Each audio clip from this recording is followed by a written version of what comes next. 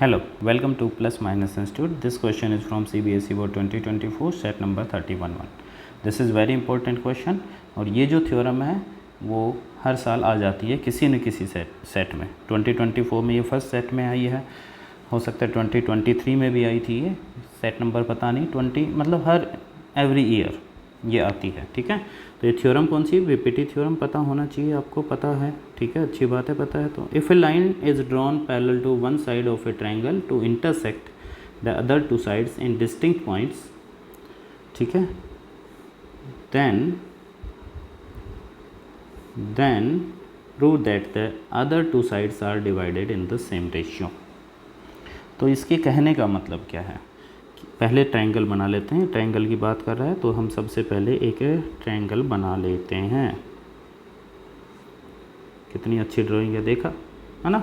चलो, ट्रायंगल बना लिया, एक लाइन बना दिया है। ठीक, अब चलो क्वेश्चन पढ़ते हैं।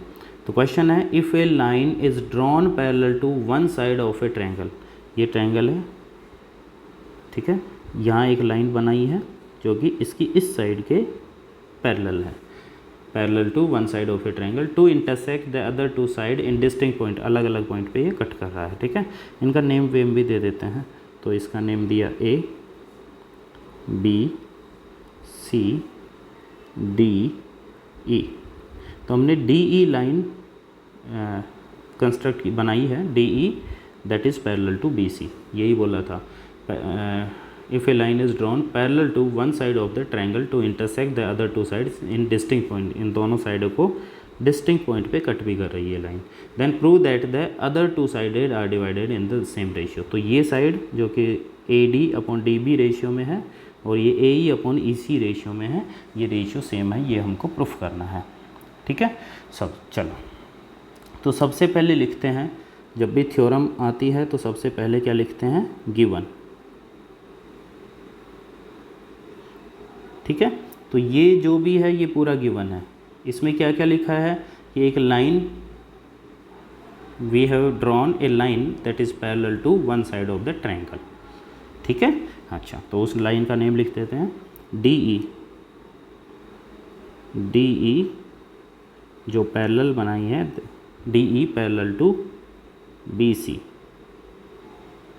इन ट्रायंगल ए बी सी, है ना। आगे लिखना है तो लिख सकते हैं intersecting A B at D and A C at E.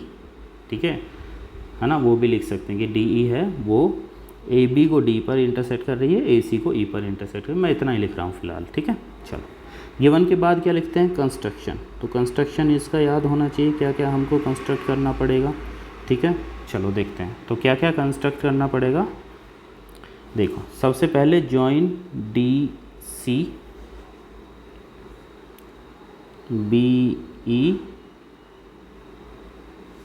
ठीक है, तो पहले लिख दिया हमने join C D and B E. ठीक है, सी डी और जॉइन, सी डी और बी डी, सी से डी को ज्वाइन किया, बी से ई को ज्वाइन किया। ठीक है, इसके अलावा और क्या कंस्ट्रक्ट करना पड़ेगा, draw perpendicular from D to A C, और इसका नेम दे देते हैं डी ई एफ, है ना। और यहाँ ई से भी ऐसे ही परपेंडिकुलर बना देंगे।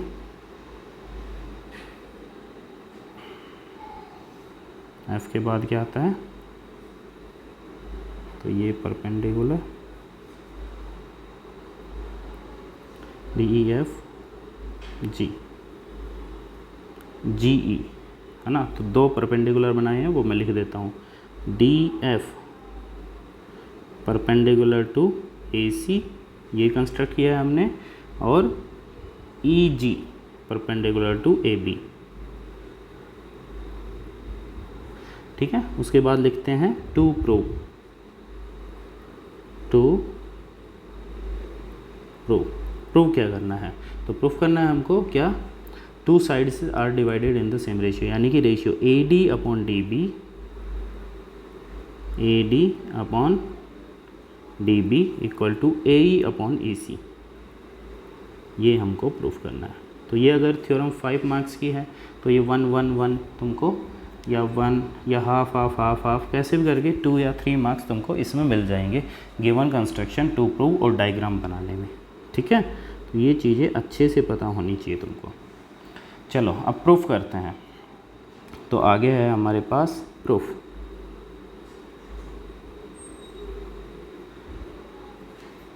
तो शॉर्ट में बता रहा हूँ मैं, ठीक है, और फिर इसका वो भी बता देंगे कि इसको अगर तुमको लेंथी में लिखना है तो वो कैसे लिखना है। चलो देखो, तो लेफ्ट हैंड ये जो अपना प्रूफ करना है उसमें देखो AD अपॉन DB आ रहा है। तो AD के लिए एक ट्रायंगल ले लेंगे, DB के लिए एक ट्रायंगल ले लेंगे। मैं दोनों ट्रायंगल को तो बता रहा हूँ कि कौन सा लेंगे। AD के लिए हम ये वाला ट्रायंगल ले लेंगे, दिख गया होगा ये वाला ट्रायंगल AD के लिए। उसके बाद DB के लिए हम ये वाला ट्रायंगल ले लेंगे। मतलब हमको ऐसा ट्रायंगल लेना है जिसमें AD बेस हो और दूसरे में DB बेस हो। ये दो ट्रायंगल हमने कंसीडर किए, इनके एरिया की बात करेंगे। ठीक है, चलो करते हैं। तो भाई तो हमने किया एरिया, या मैं नीचे लिखता हूँ क्योंकि लंबा लिखना पड़ेगा ना, इसलिए तो यहाँ लिख देता हूँ area of triangle ADE upon area of triangle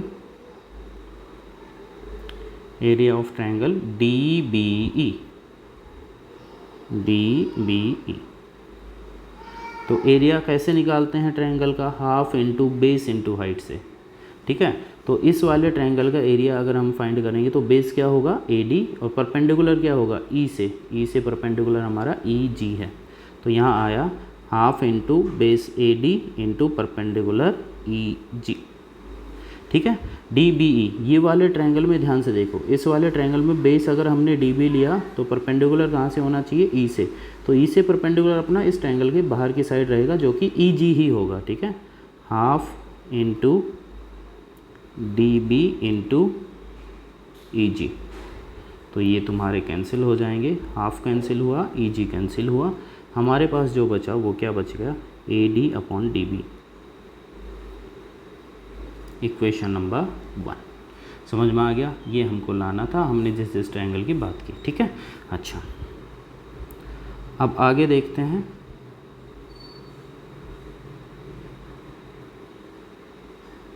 okay, क्या क्या हट गया?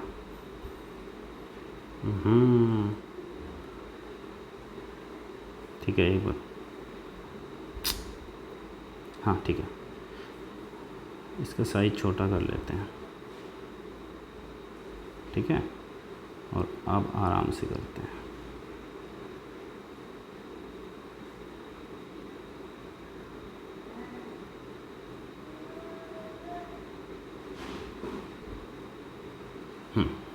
ठीक है, चलो तो नेक्स्ट अब हम बात करेंगे। देखो इसमें राइट हैंड साइड में क्या लाना है AE अपॉन EC। तो AE वाला ट्रायंगल ये वाला ले लेंगे, AE वाला ऊपर वाला ट्रायंगल जो कि एक्चुअल में हमारा सेम ट्रायंगल है। तो इसको भी मैं एक बार डिनोट कर देता हूँ, ये वाला ही ट्रायंगल है, बीच में से मैं डार्क नहीं कर रहा ताकि इसको इरेज करने में आसानी रहे। ठीक है, जो नीचे वाला ट्रायंगल कौन सा लेंगे हम EC वाला। तो EC ये है, तो ये वाला हम ट्रायंगल ले लेंगे। ठीक है, दोनों ट्रायंगल आई थिंक आपको क्लियरली दिख गए होंगे। ठीक है, इन दोनों ट्रायंगल के एरिया की अब हम बात करते हैं। तो एरिया ऑफ ट्रायंगल AED या ADE कोई भी लिखो, एक्चुअल में ये सेम ट्रायंगल है जो कि हमने यहाँ पे लिया है, लेकिन अब इसका एरिया हम डिफरेंट अलग तरीके से फाइंड करेंगे। पहले हमने बेस AD लिया था तो परपेंडिकुलर E से था, अब बेस AE लेंगे तो परपेंडिकुलर D से होगा, इतना अंतर है। Upon area of ECD।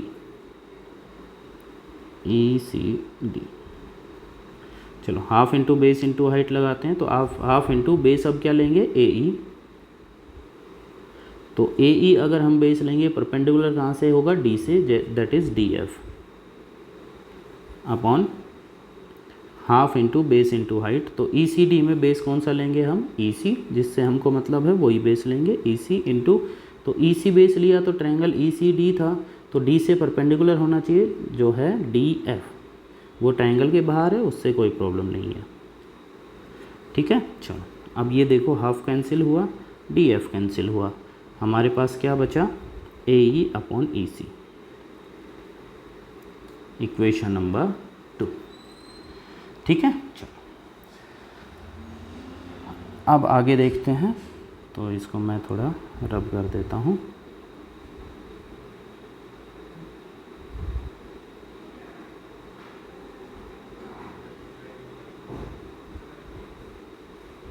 ठीक है, हाँ चलो बहुत अच्छा।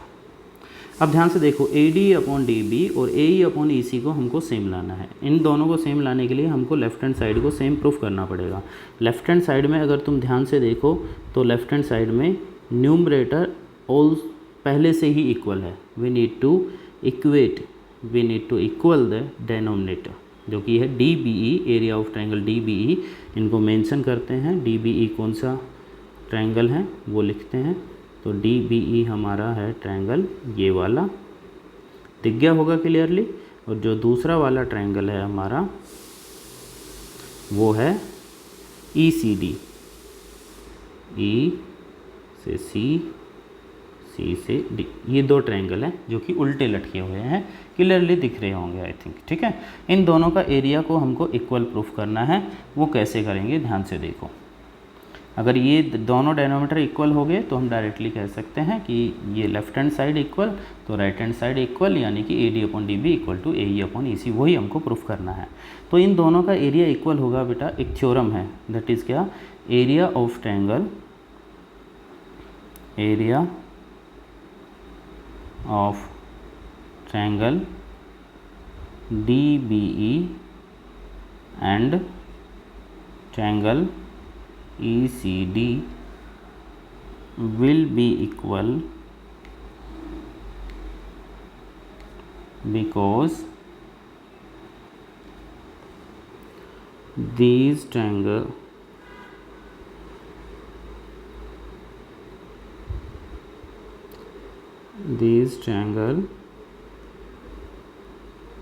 are between two parallel line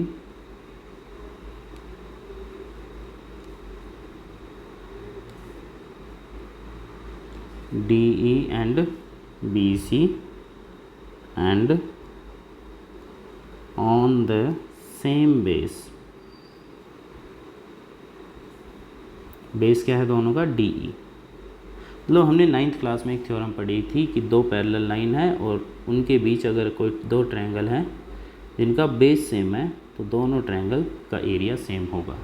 तो इस ट्रायंगल का एरिया और इस ट्रायंगल का एरिया क्या होगा, सेम, क्योंकि दोनों का बेस सेम है, दोनों सेम पैरेलल लाइन के बीच है, तो दोनों का हाइट भी सेम होगा। ऐसे ही ये दो ट्रायंगल है, डी ई इनका बेस है जो कि कॉमन बेस है, और ये डी ई और बी सी दोनों पैरेलल लाइन के बीच में ये दोनों ट्रायंगल हैं। इसको और अच्छे तरीके से लिखना चाहो तो वो भी हम लिख सकते हैं इस लाइन को, ठीक है, 9th क्लास की टेक्स्ट बुक में देख के। तो इससे हमको क्या प्रूफ हुआ, इससे प्रूफ हुआ हमारा कि area of triangle D B E equal to area of a triangle E C D, that is equation number 3। तो हमने डेनोमीटर को भी इक्वल कर दिया, न्यूमेटर पहले से इक्वल था, यानी कि लेफ्ट हैंड साइड इक्वल हो गई, यानी कि राइट हैंड साइड भी इक्वल होगी। तो यहाँ सीधा लिख देंगे, कुछ करने की ज़रूरत नहीं है। By equation 1, 2 and 3 AD upon DB equal to AE upon EC। बहुत सिंपल है बीपीटी थ्योरम करना, ठीक है, बहुत ज़्यादा सिंपल है, थोड़ा सा हमको ध्यान देने की ज़रूरत है बस। चलो ठीक है, अच्छा अब एक बात और कि इसको अगर हमको लेंदी करना हो, जैसे कि हमारी बुक वगैरह टेक्स्ट बुक में लिखा होता है, तो क्या करना है, ये इक्वेशन हम पहले बनाएंगे, इस ट्रायंगल की बात अलग करेंगे, तो ये हो जाएगी इक्वेशन नंबर 1। फिर दूसरे ट्रायंगल का एरिया निकालेंगे, ये हो जाएगी इक्वेशन नंबर 2। देन लिखेंगे डिवाइड इक्वेशन 1/2 और फिर ये हो जाएगी अपनी equation number 3। In the same manner this is equation number 4, equation number 5, फिर डिवाइड करेंगे इक्वेशन नंबर 6 और ये equation number 7। Then 3, 6 and 7 by 3, 6 and 7 answer आ जाएगा। ठीक है, तो इस तरह से हम इसको लेंथी कर सकते हैं। Thanks for watching this video. इसी तरह के इंपॉर्टेंट क्वेश्चन की वीडियो पाने के लिए चैनल को सब्सक्राइब जरूर कीजिए, वीडियो को लाइक कीजिए और अपने फ्रेंड्स के पास जरूर शेयर कीजिए। Thank you very much, God bless you.